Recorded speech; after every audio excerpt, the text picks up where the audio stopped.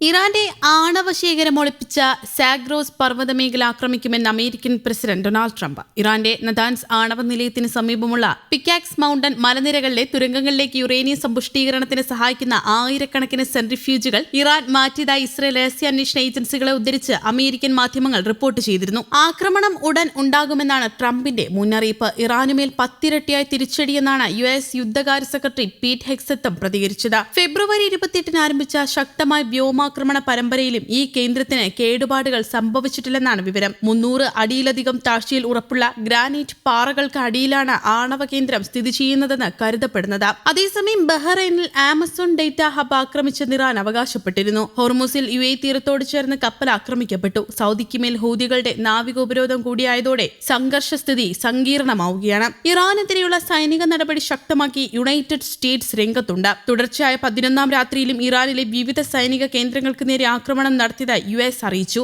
Central കമാൻഡാണ് ഈ വിവരങ്ങൾ പുറത്തുവിട്ടത്.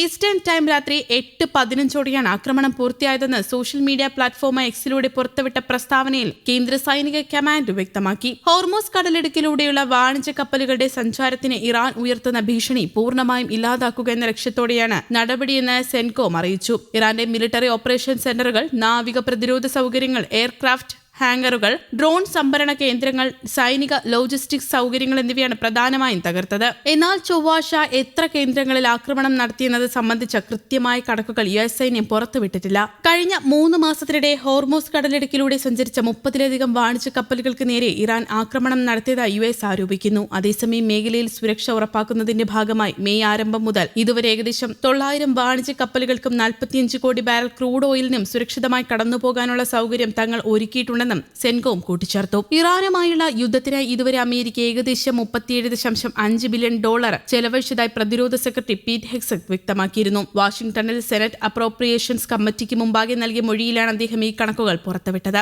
മുൻപ് മെയ് മാസത്തിൽ കണക്കാക്കി $29 ബില്യൺ നിന്ന് യുദ്ധച്ചെലവ് വലിയ തോതിൽ ഉയരുകയായിരുന്നു. എന്നാൽ ഇറാന്റെ ആക്രമണങ്ങളിൽ തകർന്ന അമേരിക്കൻ സൈനിക താവളങ്ങളുടെ പുനർനിർമ്മാണം പോലുള്ള ചെലവുകൾ ഈ തുകയിൽ ഉൾപ്പെടുത്തിയിട്ടില്ലാത്തതിനാൽ യഥാർത്ഥ ബാധ്യത ഇതിലും എത്രയോ ഇരട്ടിയായിരിക്കുമെന്നും ഡെമോക്രാറ്റിക് വൃത്തങ്ങൾ പറയുന്നു. യുദ്ധമുന്നണിയിൽ വൻതോതിൽ ആയുധങ്ങളും ഫണ്ടും തീരുന്ന സാഹചര്യത്തിൽ ട്രംപ് ഭരണകൂടം കോൺഗ്രസിനോട് $67 ബില്യൺ അടിയന്തര ധനസഹായം ആവശ്യപ്പെട്ടിട്ടുണ്ട്. ഇതിൽ $21 ബില്യൺ യുദ്ധത്തിൽ നഷ്ടപ്പെട്ട ആയുധങ്ങളും ഉപകരണങ്ങളും പുനഃസ്ഥാപിക്കാൻ വേണ്ടിയാണ്. ഇതിനു പുറമെ വരും സാമ്പത്തിക വർഷത്തേക്ക് പ്രതിരോധ വകുപ്പിന്റെ ദൈനംദിന പ്രവർത്തനങ്ങൾക്കായി $1.5 ട്രില്യൺ വമ്പൻ ബജറ്റും ഭരണകൂടം സഭയുടെ അനുമതിക്കായി സമർപ്പിച്ചിട്ടുണ്ട്. ഈ പണം സൈന്യത്തിന്റെ ശേഷി വർദ്ധിപ്പിക്കാനും ലോകസമാധാനം ഉറപ്പാക്കാനും മാത്രമാണ് ഉപയോഗിക്കുക എന്ന് ഹെഗ്സെത്ത് പറഞ്ഞു. സ്ട്രീറ്റ് ഓഫ് ഹോർമൂസിലെ താൽക്കാലിക വെടിനിർത്തൽ ലംഘിച്ച് ഇരു രാജ്യങ്ങളും വീണ്ടും ആക്രമിച്ച പശ്ചാത്തലത്തിലാണ് ഈ നിർണായക ഹിയറിംഗ് നടന്നത്. കഴിഞ്ഞ 11 ദിവസങ്ങളായി അമേരിക്കയും ഇറാനും തമ്മിൽ പരസ്പരം വ്യോമാക്രമണം നടത്തുകയാണ്. സ്ട്രീറ്റ് ഓഫ് ഹോർമൂസിലൂടെ കടന്നുപോകുന്ന വാണിജ്യ കപ്പലുകൾക്ക് നേരെ ഇറാൻ നടത്തുന്ന ആക്രമണങ്ങൾ